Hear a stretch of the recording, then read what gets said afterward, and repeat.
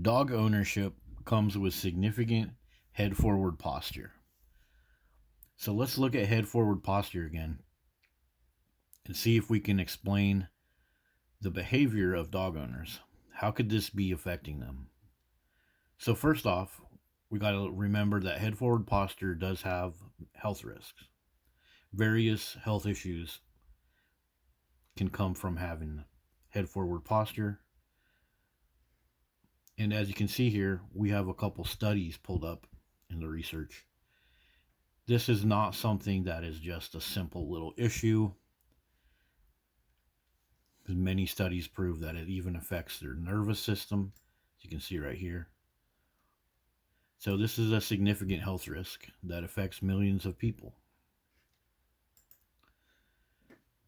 So the prefrontal lobe, if it's not used or stimulated, it can lead to atrophy.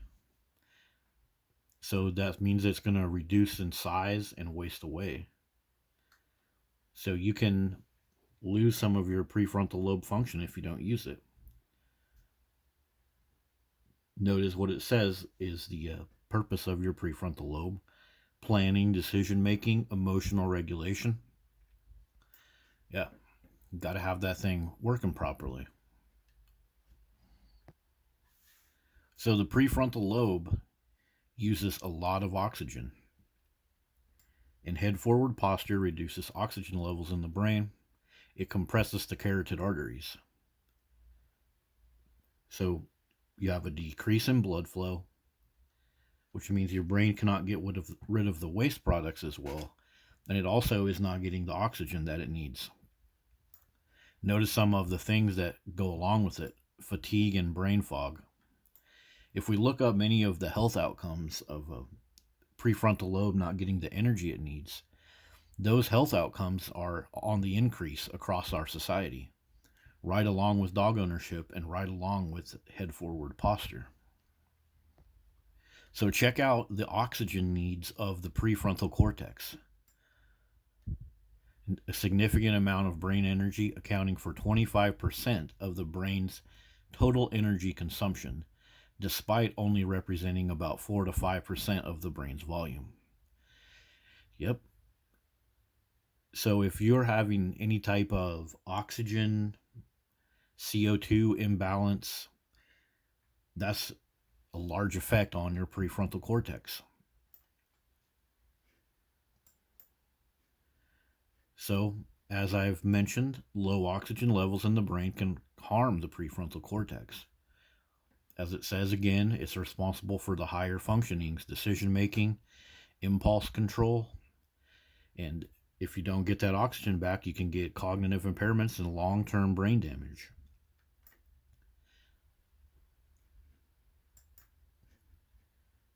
So look at some of the behaviors that go along with a damaged prefrontal lobe: impulsivity, poor decision making, decreased empathy.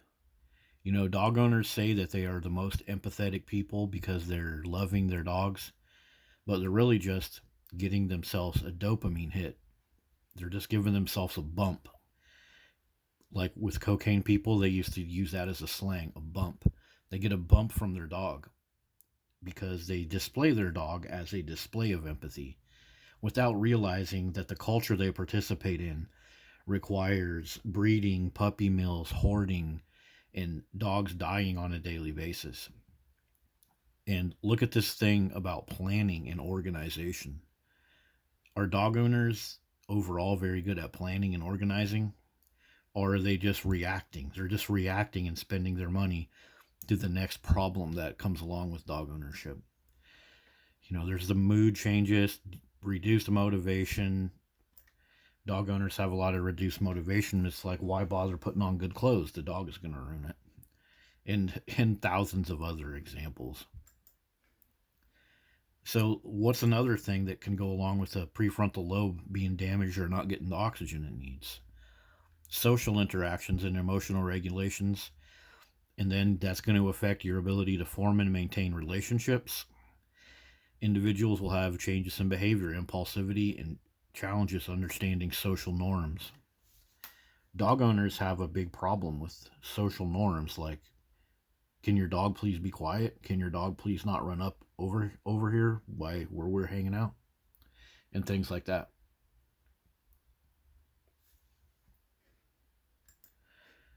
So, another big problem here is low oxygen levels can affect the fetus, leading to conditions like low birth weight. Low birth weight is on the rise. Developmental delays, serious brain damage, and stillbirth. Many of these poor health outcomes are on the rise right along with dog ownership. As it says here, the fetus relies on the mother's oxygen supply, so any deficiency can have serious consequences. So dog owners have a serious head forward posture. They're always bent over looking at their dog. They're making their kids pick up dog shit. The kids have to be bent over. The people have to be bent over. Every job in our society that has to do with dogs, dog grooming, dog catcher, doggy daycare, all of those things working in a kennel require significant head forward posture, significant strain on your back and your shoulders, which is collapsing your lungs and compressing your carotid arteries. Not to mention, the presence of the dog is using up a significant amount of oxygen and polluting your environment with extra CO2, especially if you're indoors, like in these kennels and other stuff like that. And this is just a picture here, but as you can see, it's just an example. This is what people do. They're bending over, picking up dog shit. Little doggy right here, sucking up your oxygen, blowing CO2 in your face. And these pictures that we find on the internet, they're curated. So you may not find that this guy has significant head forward posture in this picture because they stop and 2 or 3 people get the dog all settled down and bend over and get the dog all situated. Then they take the picture.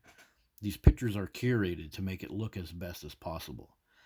So give that some thought. With each one of these pictures that you look at, there was probably 2 or 3 people with head forward posture getting this all set up for the dog. So I mentioned dog grooming, so I'll share this one with you guys. But this has already been studied. The ergonomic equation preventing occupational injuries in dog grooming. So they call this the silent hazard of standing, avoiding awkward positions in dog grooming. So it's a serious health risk, and dog groomers are mostly female. So we're the feminists on this. So this is not just something that I came up with or whatever. This has been going on for a while. Prefrontal lobe. We need our oxygen for the prefrontal lobe. And if the prefrontal lobe is damaged, we act a certain way. We have problems with relationships. We get into addiction. And that's very present with dog owners. They're very impulsive. They're very emotional. You see them in the comments, hollering and screaming, making stuff like death threats on police officers for shooting a dog that attacked them and all that kind of stuff. They'll seem so cool and calm and collected, but the moment that something comes up about dog culture or dog ownership, they're impulsive and then they run away and they say dogs are better or you must love dogs or I won't date you and all that kind of stuff. One last bit of important information about this. People are going to link head forward posture to like smartphone use or video games or screen time. But a good portion of our screen time is aiming our smartphones down at dogs, taking picture after picture, and then we post that on Instagram or other places. So an example is the Instagram dog influencers are very popular. They have millions of followers. So all of those people sitting in their house staring down at their phone, they're just looking at dogs, pictures after pictures of dogs.